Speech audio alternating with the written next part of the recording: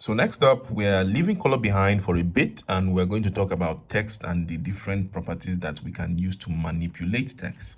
It's text alignment, the font weight. Is it super bold or very lightweight? Is it italicized? Line height, letter spacing, and other things, including font size that's actually missing from the list for a good reason. We're going to devote an entire video just to font size and different units. So all of these properties have to do with text. And let's begin with text align. Before we go any further, I'm working in an empty document. Well, it's not empty, it's a new document with no styles. Just to keep things simple. The previous document with all those ugly colors was getting a little messy, so I copied some of the content from the Wikipedia page for cuttlefish. One of my favorite animals. You can download this code and follow along, or you could just type anything that included an H1 and some paragraphs and an H2 and some H3s and that sort of thing. So you can check the resources to download the code. It looks like this when I open it in the browser. Nothing crazy. Okay, so we're going to play around with text align first. I do not need to make my CSS, I already have it, but I need to connect it. So I'm just going to do that quickly. App.css, they're in the same directory as you can see right here. Okay, so text align is what we use to set the horizontal alignments on elements. Now, that does not mean how an element is aligned on the page itself, not spatially where it goes, but within an element. How is the text aligned? So let me show you an example. Let's play around with one of these paragraphs, or maybe the H1 is where we can begin with. So this H1 right here, there's only one of them, but I'm technically selecting all of them. H1 text align, and right now it's set to left by default. I could set it to center and I'll refresh, and now it is center aligned. It just so happens that the element itself goes all the way across the screen, right? You can see there in the dev tools. So it's aligned to the center of that. And if I did text align right instead, it's going to go all the way to the right hand side. There you go. But let's say I gave this H1 a width, which I recognize we have not yet covered.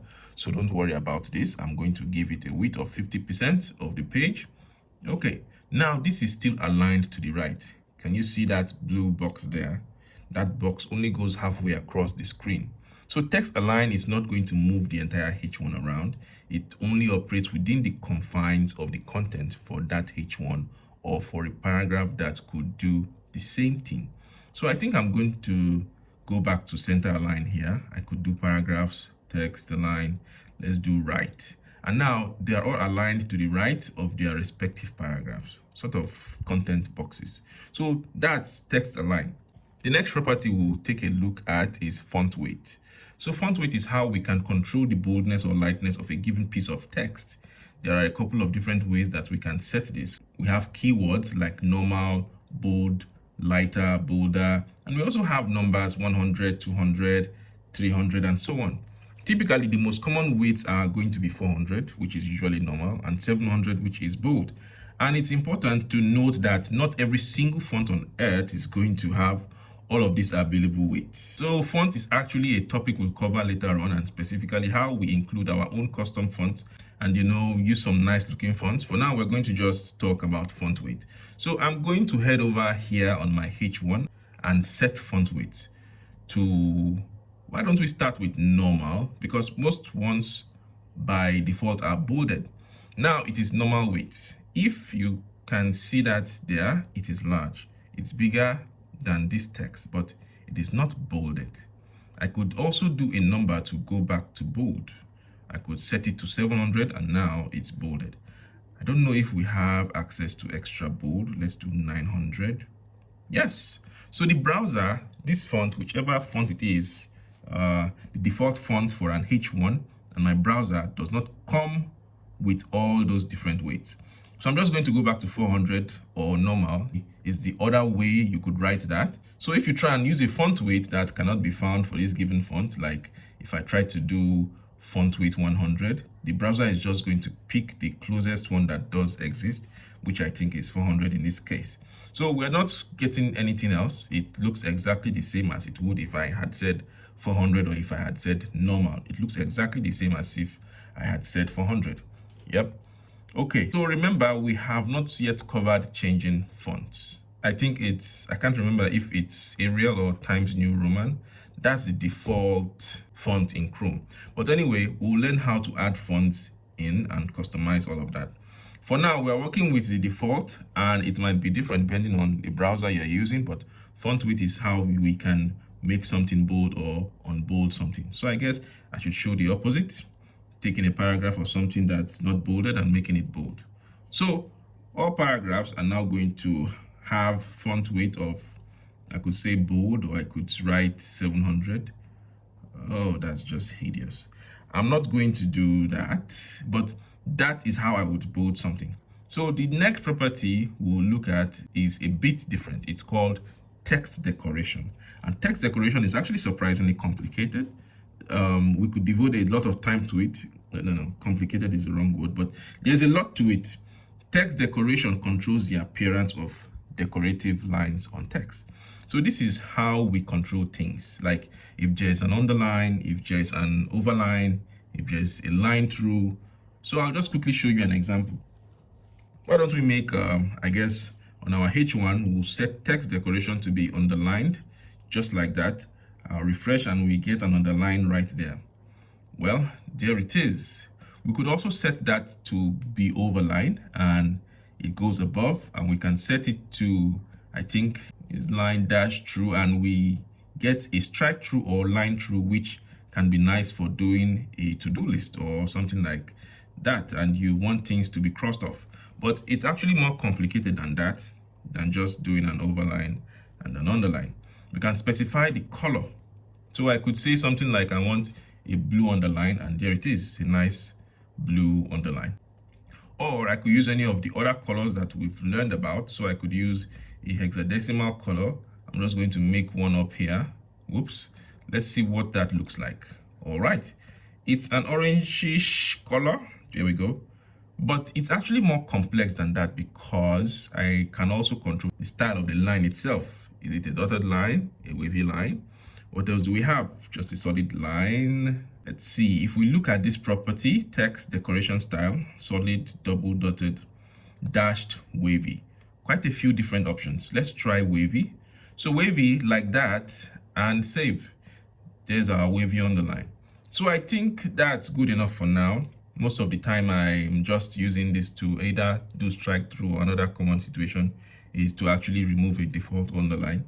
So if I add an anchor tag in here somewhere, let's do around mollusks right there. I'll do an anchor tag.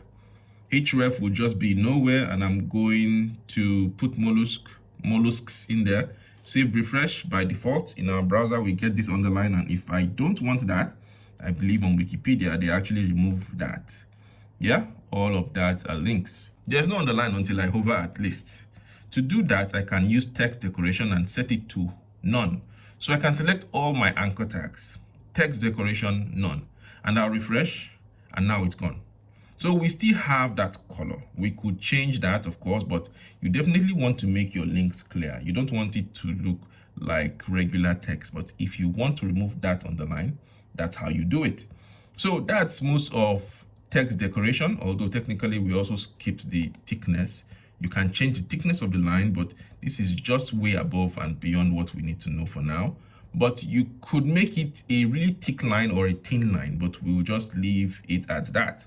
Next step, two pretty quick ones. Line height, which controls the height of a line of text. So you can see here, this is normal line height, just whatever the default is. Now we go up to 2.5. There's a bunch of units you can use. We have not yet talked about units. We will cover that shortly. But if you just put a number in there, this is going to take the font size of whatever the element is and just multiply it by 2.5. So basically 2 and 1/2 times the normal font size for that line. So I could make something double spaced if I wanted to. I could take my paragraphs and give them a line height of 2. This is what they look like right now. Let's look at this one. Now it's double spaced, just like my old essays in primary school and secondary school. Got to pad them out. We can also do things like make it smaller. I think we can shrink things down.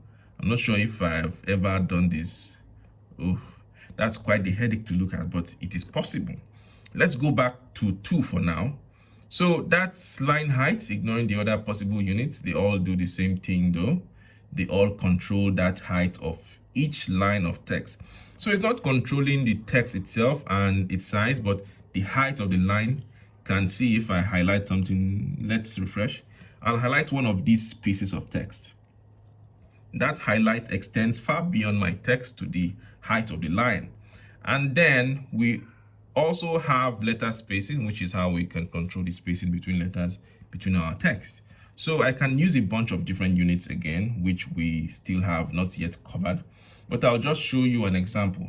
Let's do a trendy H1 here. I'm going to do a letter spacing and space them out quite a bit. How about, I don't know, 10 pixels between? Let's see what that looks like. Yeah, that looks okay.